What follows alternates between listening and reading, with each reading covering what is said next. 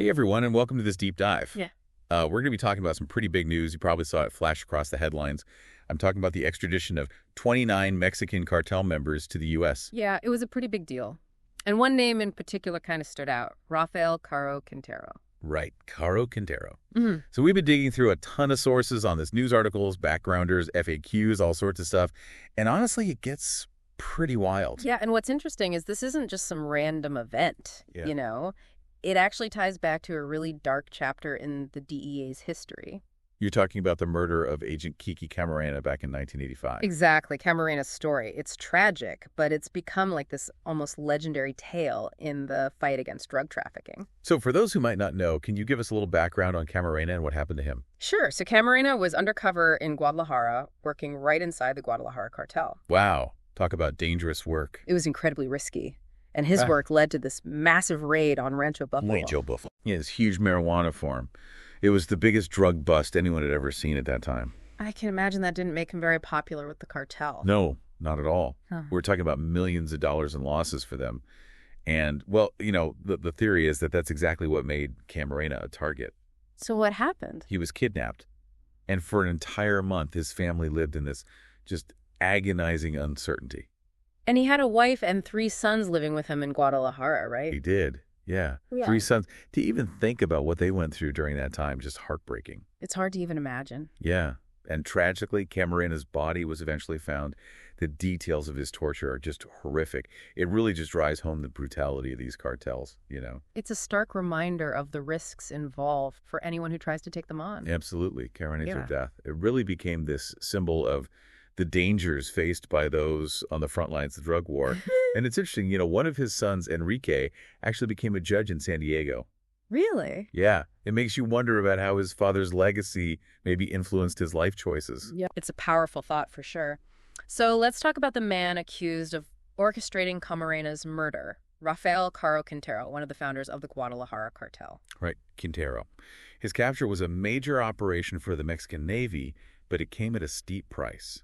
14 Marines died in a helicopter crash during the mission. 14? That's awful. It was a huge loss. And get this.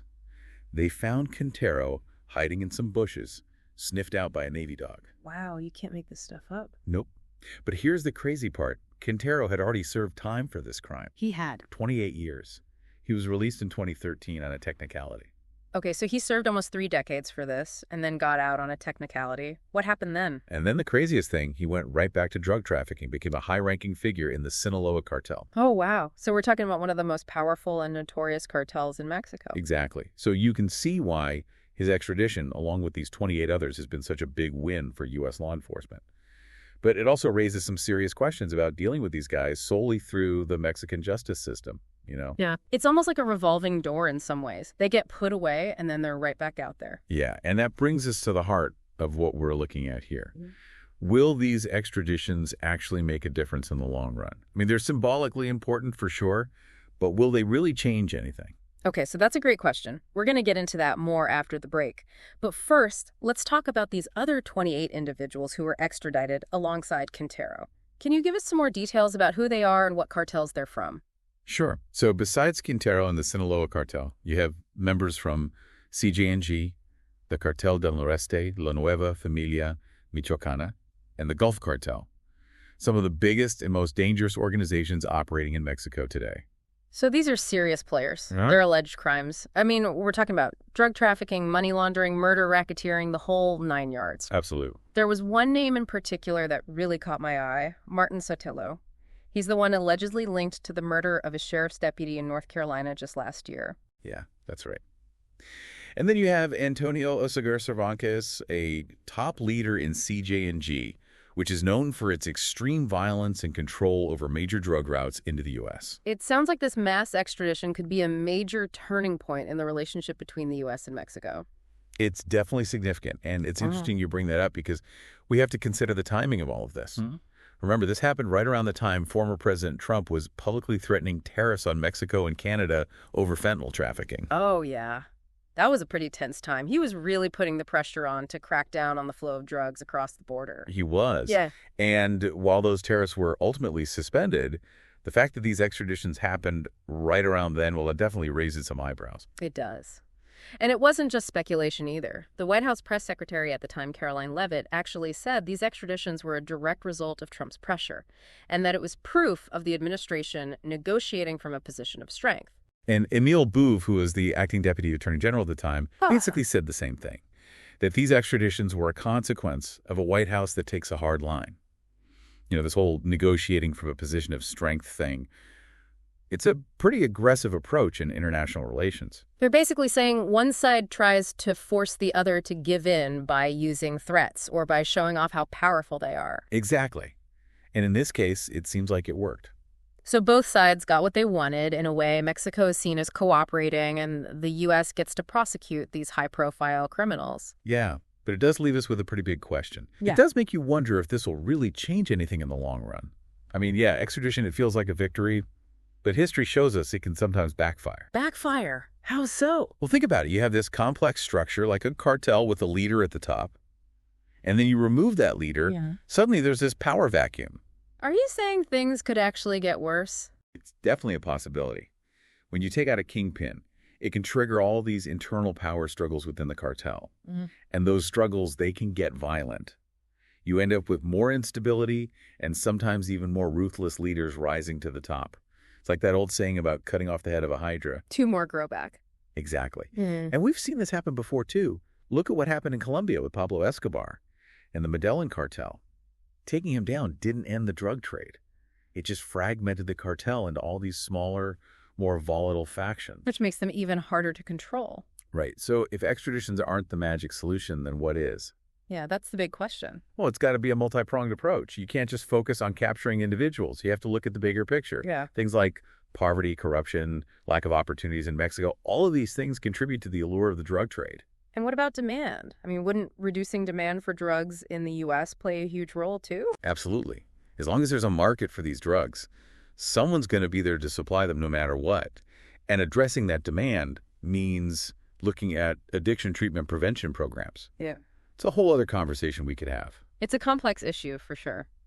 So we've been talking a lot about these cartels in kind of abstract terms, but these 29 individuals who were extradited, they're more than just names on a list. Right. They have families, backstories, motivations. It's easy to dehumanize them to see them as monsters, but they came from somewhere. Understanding their stories might help us see how they got involved in this world in the first place. Exactly. You mentioned Martin Sotelo earlier, the one allegedly connected to that deputy's murder in North Carolina. It'd be interesting to know more about his path. You know, what leads someone to participate in that level of violence, so far from what we traditionally think of as cartel territory? It shows you how far their influence reaches. This isn't just Mexico's problem anymore. Definitely not. It's a transnational issue, and it requires cooperation and understanding on both sides of the border if we want to make any real progress. It makes me think about Kiki Camarena's family again. His wife Mika and his sons, they've carried the weight of his murder for all these years. It's hard to fathom that kind of pain. And yet it's also inspiring to see how they've channeled that pain into advocacy and working to prevent others from experiencing the same loss. And his son becoming a judge. It's like he's carrying on his father's fight in a different way. You could say that? It's a testament to the power of their family's story. And a reminder that these crimes, they have ripple effects. They shape lives for generations. It also makes you think about all the other DEA agents and law enforcement officers out there putting their lives on the line every day to combat drug trafficking. Absolutely. They deserve so much recognition for the sacrifices they make, working in incredibly dangerous and unpredictable conditions. So bringing it back to these extraditions, do you think this was a victory in the fight against the cartels, or is this just setting us up for more of the same? It's tough to say for sure. I mean, we talked about the potential downsides of removing these key figures, the possibility of power vacuums and increased violence. But we can't ignore the symbolic victory either. Right. Extradition, it might deter some people. And it definitely sends a message that the U.S. and Mexico are serious about working together on this. Exactly. But as we've been saying, capturing and extraditing individuals, that's not enough. So what's the takeaway here? What should our listeners be thinking about? I think the main point is that there are no easy answers when it comes to the drug war. It's a complex problem that demands a much more comprehensive approach. So we can't just focus on punishing individuals. We have to address the root causes, the social and economic factors that are driving this whole system. Right. And we need to remember the human stories at the heart of this issue. The victims, the families, the communities affected by violence and addiction. It's about understanding the complexities, having honest conversations, and working towards real solutions. Well said. And on that note, it's interesting how much of this story comes back to memory and legacy. Yeah, you've got Camarena's memory-inspiring Red Ribbon Week. Hmm. And then Quintero facing justice for what he did all those years ago. Makes you think about how this whole thing will be remembered down the line.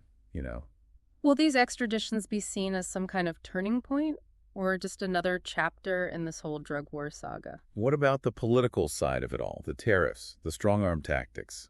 Was it effective diplomacy or something else entirely? It just goes to show that even things that seem straightforward can have all these complicated and unexpected consequences. That's why it's so important for us to really examine these events.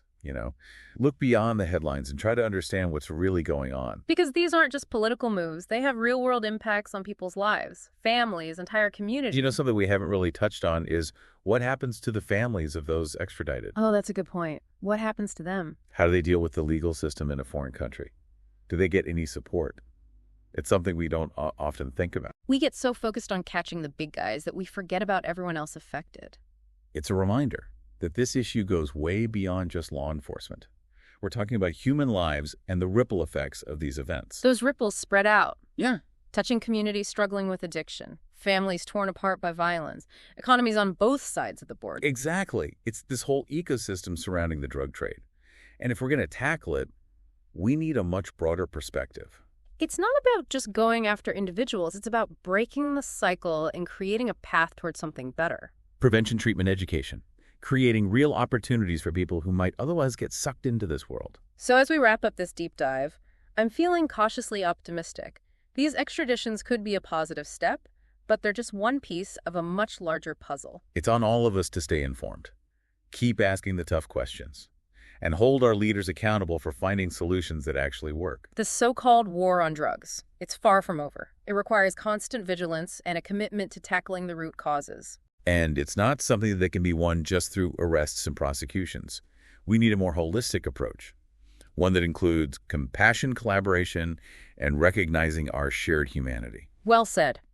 If there's one thing we've learned from this whole war on drugs, it's that simple solutions rarely work. We need to embrace the complexity, learn from our mistakes, and work together to create a better future for everyone. Thanks for joining us on this deep dive. We hope it's given you some new things to think about. Until next time, stay curious.